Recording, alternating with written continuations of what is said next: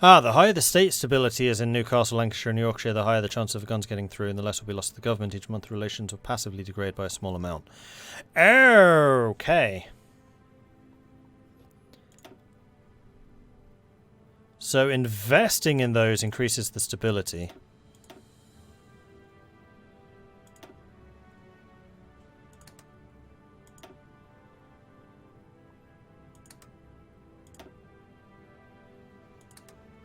So we're going to keep the investments going as long as we can, and then these increases support. How long does this last for?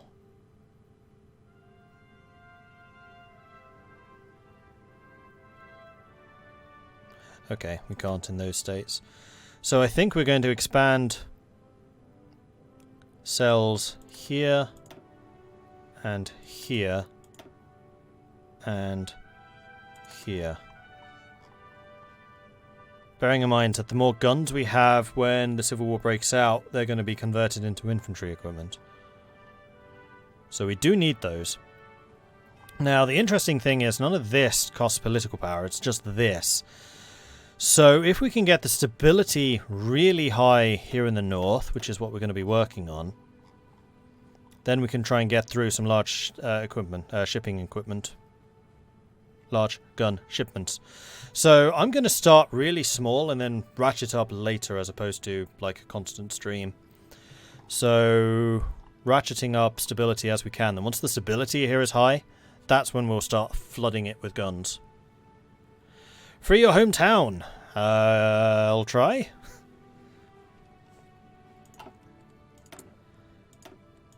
As long as Lancaster survives, it's all good. We are still... Okay, own people's hate. Where's that? There. Losing minus 1.05. So once we've gotten rid of this, which is in 7 days, then we'll actually be gaining political power as opposed to losing it. How long were we playing as England? For like an hour? Yeah, almost exactly an hour.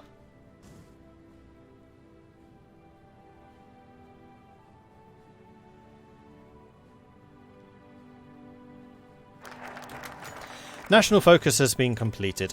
Claude Auchinleck looked at the table and saw a motley crowd of men, all of them holding beliefs and ideologies that would otherwise make them utterly incompatible with one another. But they were the men who would fight and die together to see the Nazis removed from England. They were Claude's own HMMLR forces, men who had joined up with him from inside the collaborationist government. They sat on the reformist wing of the royal party, but they secretly pledged their lives for when the time came to establish a new, free England under Her Majesty Queen Elizabeth II. Their two most influential members, Enoch Powell and George Jellicoe, joined him today.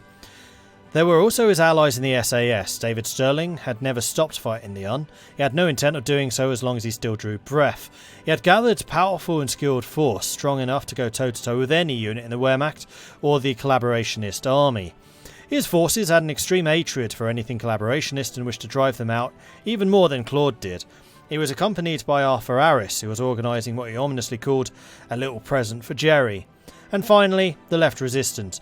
Born out of the ashes of Cable Street, this new organisation was a coalition of surviving communists, Labour members and other hard leftists under the leadership of Bill Alexander.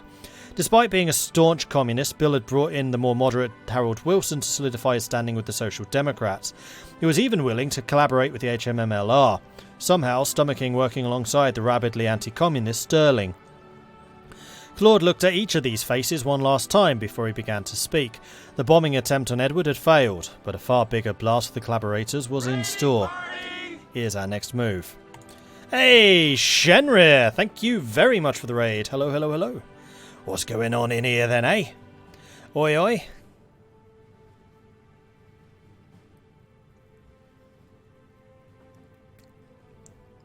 Hello, hello, hello. How are you all doing today? So, we are playing... I'll give you a second to arrive. I'll have a bit of a stretch. And a bit of tea. So how's your game going? You still playing as Butter in CK3? Unfortunately, I had to stop my CK3 game because the Catholics are just so ridiculously broken right now. And as I was trying to save Catholicism from itself, it wasn't really going well. So we switched back to Hearts of Iron for a bit. But I hear that there is supposed to be a patch next week, so hopefully that improves things. Anyway, hello. We are currently playing Hearts of Iron, as I just said. This is the New Order mod. And it's rather glorious. We are currently playing as England, or the Kingdom of England, which is in the midst of an occupation. So the premise of this mod is somewhat similar to Kaiserreich, except instead of what would have happened if Germany had won the First World War, this is what would have happened if Germany had won the Second World War. So Hitler, unfortunately, is still in power here in Greater Germany. Most of Russia is dead, except for this, which is just subdivided amongst a billion different warlords. And actually playing as these warlords is a lot of fun. There is a lot of work that's gone into their focus trees. So yeah, very, very, very cool stuff. And there are other things going on. So the United States is playable. Japan is kind of in its own little axis now. Italy is something of a rival to Germany, and they're like struggling over the various nations here in the sphere of influence between the two. France is just carved up between the conquerors. The Iberian Union managed to stay neutral and is now the collective forces of Portugal and Spain, led collectively by Salazar and Franco, which is kind of an interesting balance to try and achieve. But we are currently playing as the Kingdom of England, which is England under occupation by the Germans. And as England, you can play as either the Resistance, which is what we're doing, or you can play as the government, the Loyalists, the Collaborators. So we are the Resistance, currently led by Bill Alexander, David Sterling, and the Boss, as he is known in this. And this mod does a lot of interesting things. So, for example, we have here in the Decisions tab, and this is really cool because it's fully interactive. You can actually click on the different states and see different stats and do different jobs. Huzzah! So we are currently trying to build up the resistance here in the north, because the stronger the resistance in the north, the more guns and things that our allies in the USA and Canada can send us. Huzzah! And the more guns they can send us, the more mayhem we can wreak with the collaborationist government. So, yeah, it's kind of interesting. Like, each of the different nations in this game, huzzah, wildly different, with lots and lots of different abilities and powers and strengths and stuff like that. So, it's pretty cool. Did we do a vote for which path to pick? No, that was an executive decision. Huzzah!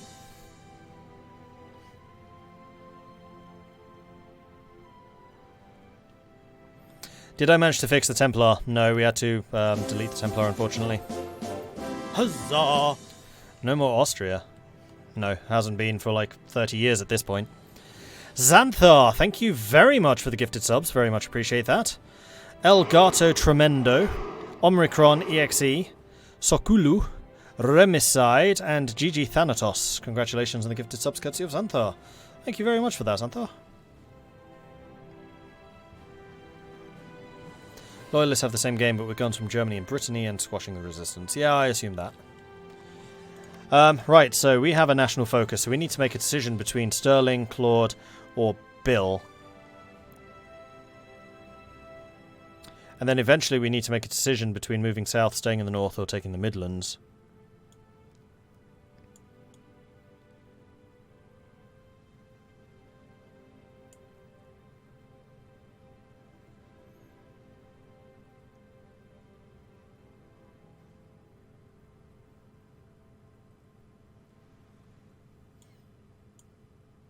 So I think we're going to go with Claude. Well, actually, has political power. Do we necessarily need political power right now? Sterling's methods would be civilian factories receive damage. I don't think we really need to be doing damage now. Daily political power gain, however, would be incredibly useful. As would the extra guns. Under their noses, not yet. Support in Sussex and Gloucestershire, possibly. And we'll eventually need that political power, so I think we're going to go with Bill's connections, so that Her Majesty's Most Loyal Resistance gains us even more political power. The revolution is not yet dead, not whilst Bill Alexander lives. He survived the war, Cable Street, and Russia, and there's no way in hell the fascists can succeed where the masters in Germania failed. He built the left resistance from the ground up, and now the revolution begins again. Our connection with the exile communities exceed even that of the HMMLR proper, and with most of the dock workers' unions on our side, smuggling in supplies, weapons and even people is no problem at all. When the HMMLR need explosives, they come to us. When they need a message sent, they asked us to do the sending. And whilst the bunch of monarchists might be reactionary, they're in agreement with us on the main point. England will be free, or dead, by the time we're done.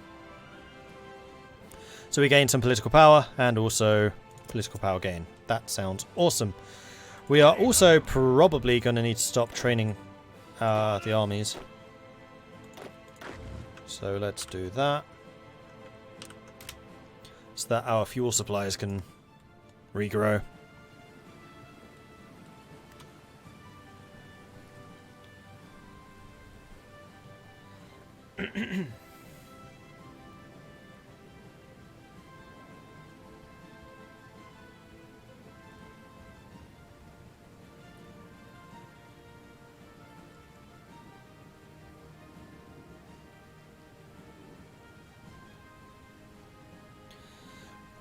When Germany won the war, there is no more Austria because of Anschluss. Just shocked thing. Yeah. That's why I said it hasn't been around for like 30 years. Because it was Anschluss in, what, 37? 38? And it's now 1962. Does which leader pick lock off the mutuals below? Ooh, good question. No. I think you're expected to get all of this. And then choose one of these three and then get all of these. Because it doesn't look like any of this is, for example, blocked. It requires one of the following: Midlands, North or South. The real question here is where you want your main resources to be applied. The South, the North or the Midlands.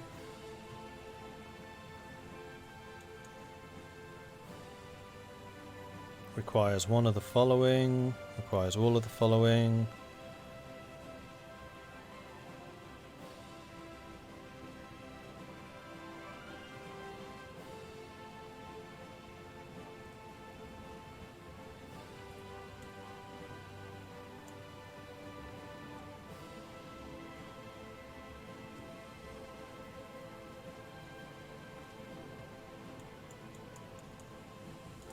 Alright, onwards. So still not taking any of those decisions. How often do the stability is already available. Then yes, we want to continue. Oh, this month. Oh gosh, I don't know when the end of the month was.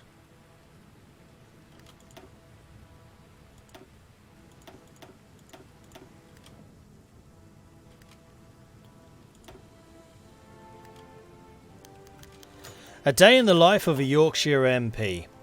What? A day in me life? Ah, chuff me, this is going on TV.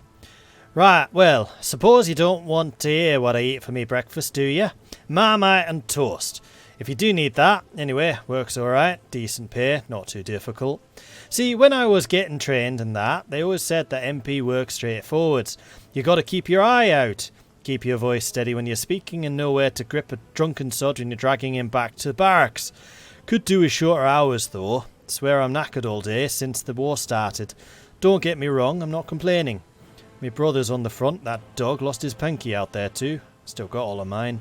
The interviewee spent several moments wiggling his pinky to our reporters before being prompted to continue. Yeah, sorry. Suddenly went Geordie. Oh, even Scouse. You lot probably want me to get right to why I was at it, huh? Why I joined the MPs, why I'm on this side of the war and such. Is that my best Yorkshire accent? Yes! I don't really do Yorkshire, I do Lancashire.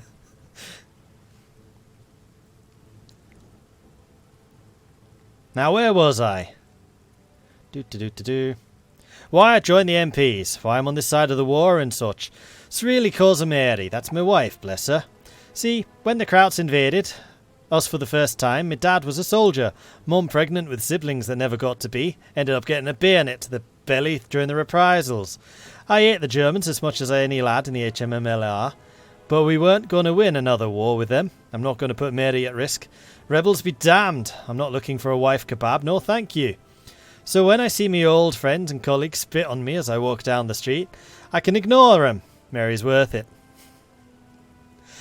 Scrawled under the heading, A Day in the Life of a Yorkshire Military Policeman, in bright red pen are the words, Rejected. Find someone coherent for the Day in the Life TV campaign, else we'll just have a propaganda ministry put something together. What does he eat for lunch and dinner? Pretty good Irish accent. Oi!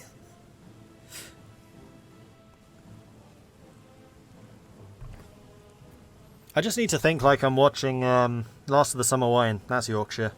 Or Scene Bean. Yorkshire. We're from Yorkshire. Speaking a bit slower.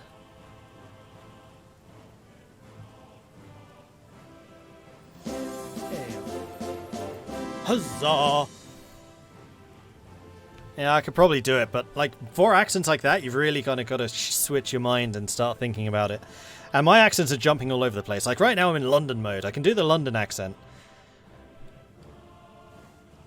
So jumping from London to Yorkshire and then to Lancashire and then Manchester and then probably Liverpool at some point is going to be difficult. Just imagine you don't give a flying about anything. Rugby, coal or Barnsley. Alright then. You're right, love. I can do a bit of Yorkshire. And now I need to think how on earth that differs from Lancashire.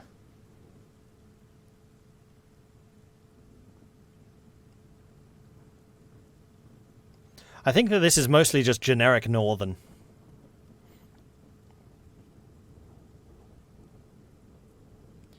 Accents too posh to do northern accents. Well, I went to university for 3 years in Lancaster, so I feel like I should be able to do it. But that was a good 10 years ago now.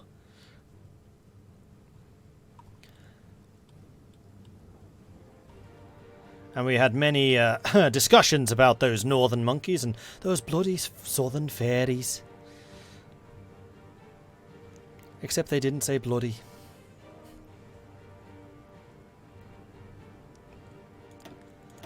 Right, so we have stuff and things again. But no, I think we want to continue spending our guns if possible.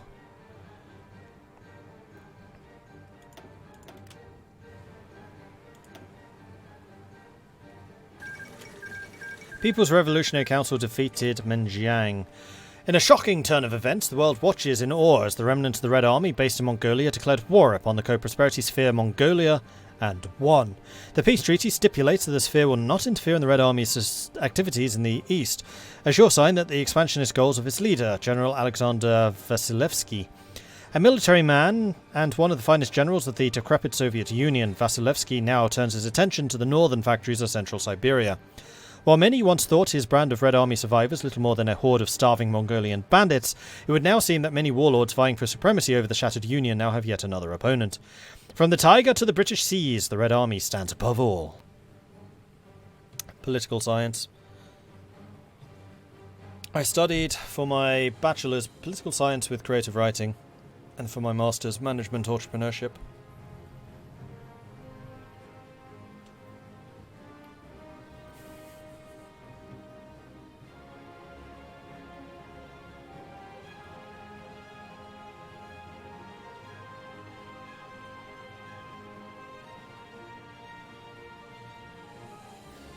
Starting uni this week, going back as a mature learner. Interesting.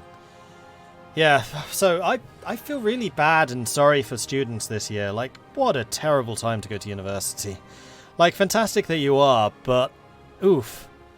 I think if I was in the position of many people who had just finished their A-levels, I would be taking a gap year this year.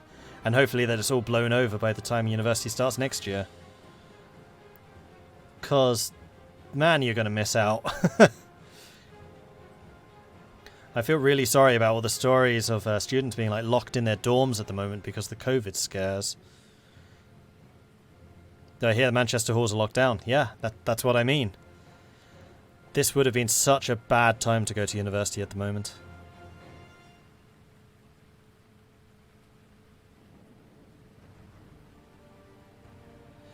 TNO, yeah, they've added England. England's now one of the 10 years.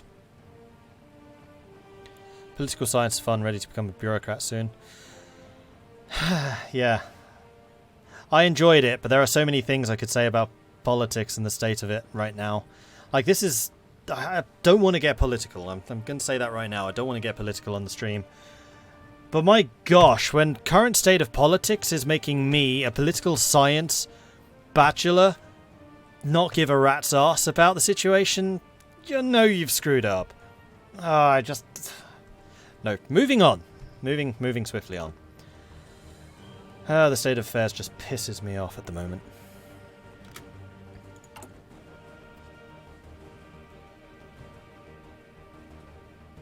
Already enrolled my third semester of tech school and everything got shut down, so now I'm stuck at home doing online classes. Yeah, I appreciate the fact that so many teachers have like done a complete about face and basically had to teach themselves how to work in virtual offices in order to continue teaching school.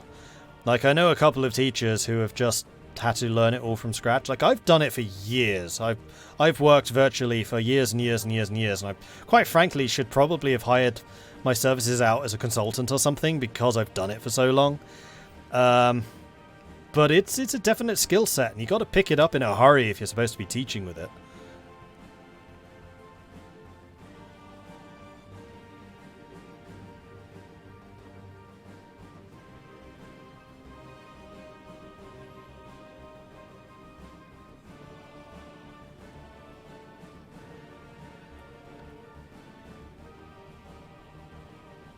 Sounds interesting, thanks for wanting to... Oh, that's an amazing mirror.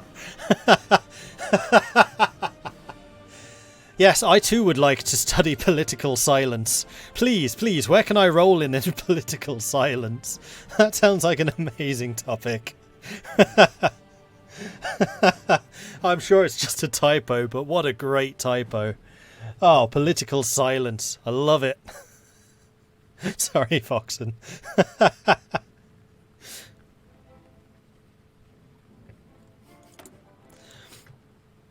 Okay, so I can invest in... No, I can't. We're going to wait until we can invest in Newcastle again, and then we shall do so. My fuel supplies are still going down. Sounds like a course I would like. Builds connections completed. Marvellous. Alright, so win with Wingate gets us a bunch more guns. Let's win with Wingate. The revolution has friends in high places. It had to in order to survive these troubled times. One of them is a general working for the government by the name of Lord Wingate. No doubt the fascists thought him theirs when they negotiated his release from the Japanese after the war. But Wingate never forgot who abandoned him and his men to die, and he was the most receptive to our plans for England. Wingate will approach the fascist government to inquire as to whether he might train a force to hunt down Sterling and his commandos who went rogue at the war's end, using the same tactics to track and eventually defeat them. Of course, what Wingate will actually be doing is training the beginning of a Red Army, one that will bring the fascists to their knees.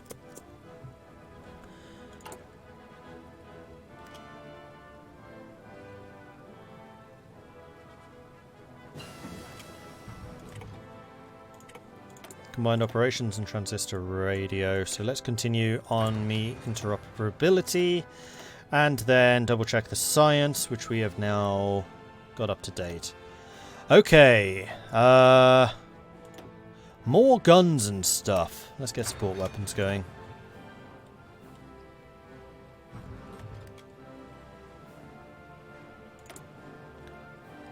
Ah, now we can invest. Okay, so we're going to invest in Newcastle, in Lancashire, in Yorkshire, and then we are going to...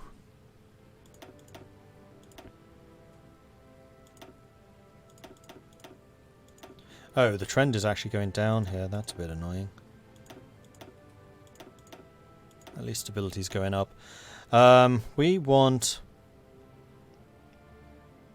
your trend to go up. Your trend to go up. Your trend to go up. East Anglia is probably a bit of a dangerous spot. Kind of similar to Gloucestershire, although I did notice Gloucestershire needs a bit of coverage later.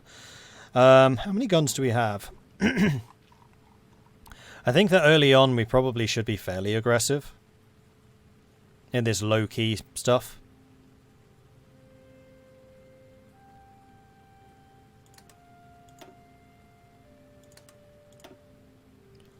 So let's just get these cells going everywhere. Hell, we could even try pushing in Oxfordshire. Everywhere except for Sussex and London.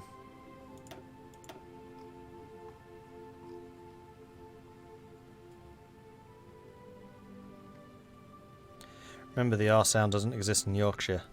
Chips and gravy.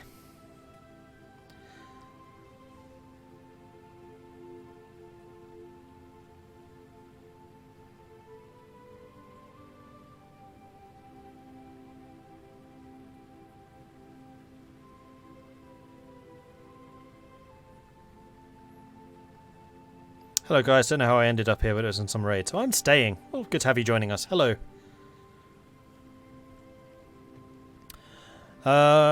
Right. Do I want to start expanding OFN relationships? OFN's gone down to moderate. Oh, so apparently we need to keep on plugging away at that. So let's spend a 50 on this. And yeah, we're not going to do the gun shipments yet. We'll probably hammer the gun shipments later on once the OFN is sorted. And it looks like we're going to need to spend our one and only factory, which we no longer have, on oil, which is completely run out. It's kind of annoying playing as the Resistance, but also Britain, because I don't want to completely hamstring Britain, because that just feels cheap. But also, I can't actually buy in any oil. We don't have the factories for it.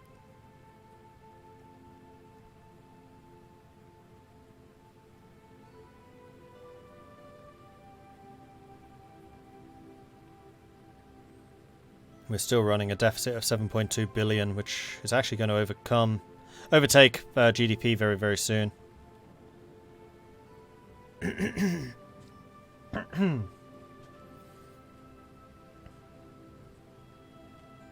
And GDP growth is continuing to shrink.